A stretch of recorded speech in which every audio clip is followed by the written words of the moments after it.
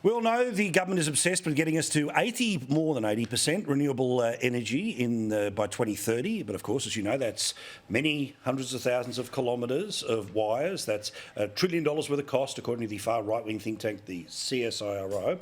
And of course, 20,000 solar panels each and every day for the next multiple years till 2030. But of course, where does it go? Regional Australia. Which bits of regional Australia? Well, it seems that there's a plan for almost every part of it, but guess what? Locals don't like it. Some farmers that have been annoyed with AusNet in Victoria, we've been talking about for a long time, yet amazingly, people still voted Labor and they were returned in and around the seat of Ballarat. But Barnaby, farmers turned up and they want a full-on inquiry here because basically what you've got in the scenario in Victoria is there's a decision made by the Victorian Government that this stuff's going to be built, and they've now limited the capacity of locals to campaign or to appeal against this stuff, which means that the big march of the government will be these people will just have to cop it. But this is going to be replicated in every single regional area in Australia. It is. It is. And look, the perverseness that people think this is a thing of beauty. If I was to stick a wind tower on that thing right there, little big wind tower going around, would you think that was a thing of beauty? Would you think that was a complete sort of abomination on our nation's parliament? Well, they're putting that all over our landscape.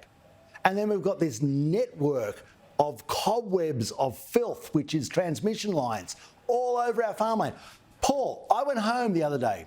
There was a black bag, completely decomposing apparently, with a wooden peg, telling me I was going to have transmission lines over my house. Wow. Over my house. That is called negotiations.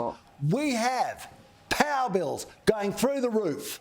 We have reliability going through the floor, and we have the taxpayers' money going overseas to other countries to pay for this fiasco which we've created for ourselves. I'm so angry about this. It is outrageous. And I'm saying to your listeners, realise you're the sucker, you sucker, that you're going to pay for people overseas to put your power bill through the roof because of dancing, prancing Minister Bowen. 100%. I mean, Joe, we talked about this, we talk about it every week because it matters. It's going to matter every year between 2030 and beyond.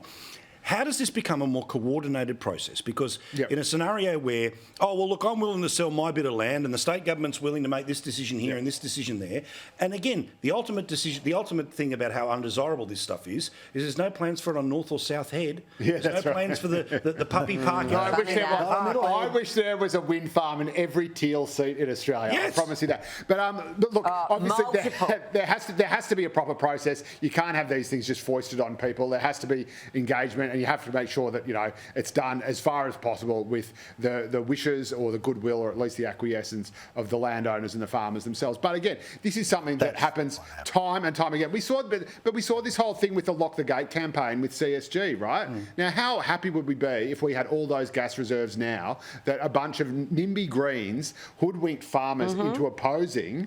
Like, we would have had that, and that is the same. That is just the same principle with a different energy source.